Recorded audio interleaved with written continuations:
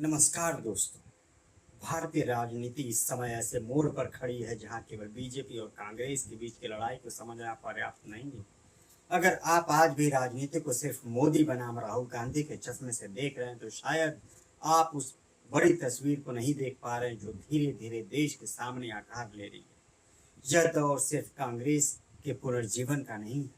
यह दौर सिर्फ बीजेपी और कांग्रेस के आमने सामने खड़े होने का भी नहीं, बल्कि यह वह दौर है जहां भारतीय राजनीति एक ऐसे तीसरे समय की गति दिखाई दे रही है जिसकी चर्चा अभी खुलकर नहीं हो रही है, लेकिन जिसके संकेत लगातार सामने आ रहे हैं। सवाल यह है कि क्या 2029 के चुनाव से पहले एक ऐसा तीसरा राजनीतिक मोर्चा तैयार किया जा रहा है जो औपचारिक रूप से बीजेपी का हिस्सा नहीं होगा, लेकिन व्यवहारिक रूप से कांग्रेस को सत्ता से दूर रखने का काम करेगा।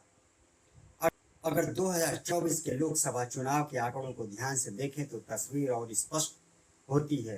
बीजेपी 240 सीटों पर रुक गई थी, कांग्रेस 99 सीटों तक पहुंची, लेकिन अगर सिर्फ 25 सीटें बीजेपी से कम हो जाती और 25 सीटें कांग्रेस के खाते में जुड़ जाती तो बीजेपी 215 के आसपास सिमट जाती और कांग्रेस 124-125 सीटों के करीब पहुंच जाती।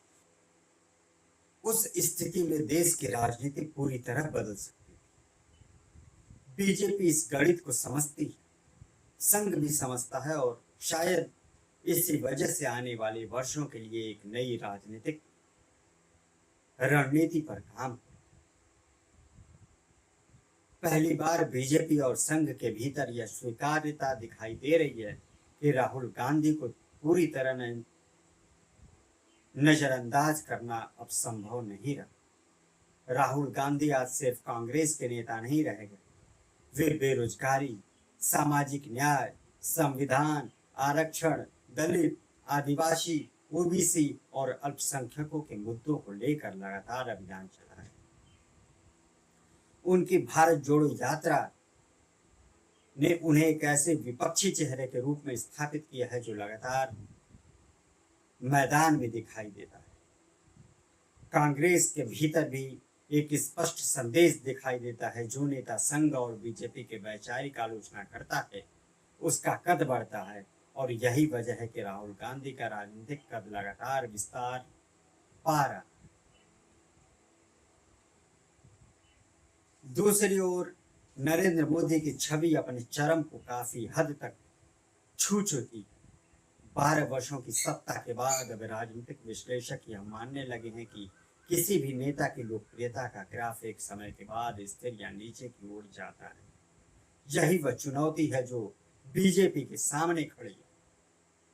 राहुल गांधी का मुकाबला कौन करेगा? बीजेपी के सामने सबसे बड़ा प्रश्न यही। क्या अमित शाह, क्या योगी आदित्यनाथ, क्या देवेंद्र फडणवीस, क्या शिवराज चौहान?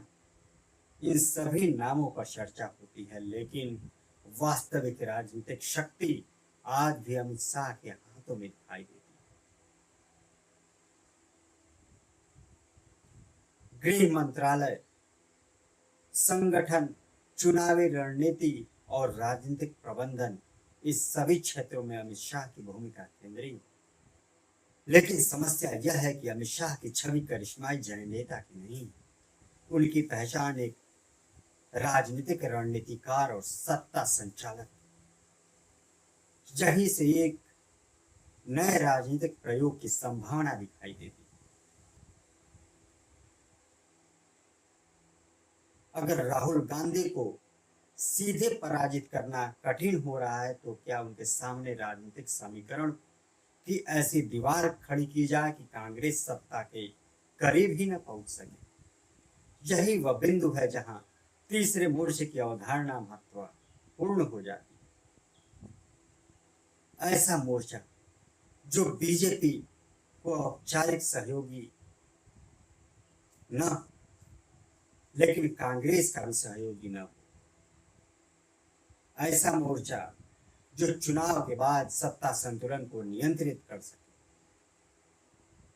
और अगर कांग्रेस को सरकार बनानी हो तो उसे 2024 के मुकाबले कहीं अधिक सीटें जीतने पड़े। यानी सिर्फ 100 या 125 सीटों से काम न चले, उसे 150 से अधिक सीटें हासिल करनी पड़े। राजनीतिक घटनाओं की श्रृंखला पर नजर डालें। शिवसेना टूटी, एनसीपी टूटी, इसके पहले विभिन्न राज्य में कई क्षेत्रीय दलों के भीतर टूट फूट हुई। आज महाराष्ट्र की राजनीति में जो कुछ दिखाई दे रहा है, उसे सिर्फ राज्य की राजनीति मानना शायद भूल होगी। यही राष्ट्रीय राजनीति का